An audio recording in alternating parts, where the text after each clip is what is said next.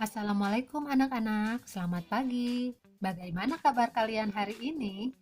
Semoga kita semua dalam keadaan sehat dan tetap semangat ya. Pada pertemuan kali ini, kita akan membahas materi mobilitas sosial. Anak-anak, coba kalian perhatikan gambar berikut ini. Seorang direktur sedang mengadakan pertemuan dengan bawahannya. Pernahkah kalian memikirkan bagaimana seseorang bisa menjadi direktur perusahaan? Menjadi seorang direktur perusahaan itu tidak mudah. Salah satu cara adalah merintis karir sebagai karyawan biasa, menjalankan tugas dan tanggung jawab sebaik-baiknya, sehingga mencapai prestasi dan promosi, dan akhirnya menduduki jabatan direktur. Seorang karyawan yang berprestasi hingga menduduki jabatan direktur merupakan contoh mobilitas sosial. Dari contoh tersebut, apa yang dimaksud dengan mobilitas sosial? Mobilitas berasal dari bahasa Latin mobilis, yang berarti mudah dipindahkan atau banyak bergerak dari satu tempat ke tempat yang lain. Kata sosial pada istilah tersebut mengandung makna seseorang atau sekelompok warga dalam kelompok sosial. Mobilitas sosial adalah perpindahan posisi seseorang atau sekelompok orang dari lapisan yang satu ke lapisan yang lain. Berdasarkan bentuknya, mobilitas sosial dibedakan atas mobilitas sosial vertikal dan mobilitas sosial horizontal. Mobilitas sosial vertikal adalah perpindahan seseorang atau kelompok dari suatu kedudukan sosial ke kedudukan sosial yang lain yang tidak sederajat. Mobilitas sosial vertikal terbagi menjadi mobilitas vertikal ke atas dan mobilitas vertikal ke bawah. Mobilitas vertikal ke atas atau social climbing adalah mobilitas yang terjadi karena adanya peningkatan status atau kedudukan seseorang, atau naiknya orang-orang yang berstatus sosial rendah ke status sosial yang lebih tinggi. Contohnya, seorang karyawan yang karena prestasinya dinilai baik, kemudian berhasil mendapat kenaikan jabatan. Sementara, mobilitas vertikal ke bawah atau social sinking merupakan proses penurunan status atau kedudukan seseorang dari atas ke bawah. Proses social sinking seringkali menimbulkan gejolak kejiwaan bagi seseorang karena ada perubahan pada hak dan kewajibannya. Contohnya, seseorang yang memasuki masa pensiun, turun jabatan, atau dipecat dari pekerjaannya. Selanjutnya, ada mobilitas horizontal. Mobilitas horizontal adalah perpindahan status sosial seseorang atau sekelompok orang dalam lapisan sosial yang sama. Contohnya, seorang guru yang pindah ke sekolah lain namun tetap dalam jabatan sebagai guru.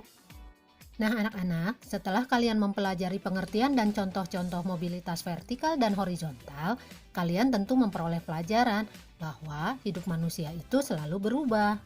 Mari sekarang kita lanjutkan membahas faktor pendorong mobilitas sosial. Faktor-faktor pendorong mobilitas sosial yaitu faktor struktural, faktor individu, faktor sosial, faktor ekonomi, faktor politik, dan kemudahan dalam akses pendidikan. Yang pertama, faktor struktural. Coba kalian lihat gambar berikut ini. Kalian tentu mengenal semua presiden yang pernah memerintah Republik Indonesia. Ketujuh tokoh Indonesia tersebut berhasil mencapai status sosial yang tinggi berkat sistem demokrasi yang berlaku dalam politik di Indonesia. Dengan sistem demokrasi, setiap warga negara Indonesia dapat mencapai status sosial berupa jabatan politik yang tinggi. Struktur masyarakat Indonesia sangat terbuka. Rakyat biasa dapat mengalami mobilitas sosial setinggi-tingginya, bahkan menjadi presiden karena dipilih oleh rakyat melalui pemilu. Hal ini tentu berbeda dengan sistem pemerintahan kerajaan, di mana pengganti raja adalah keturunan sang raja sendiri. Yang kedua, faktor individu.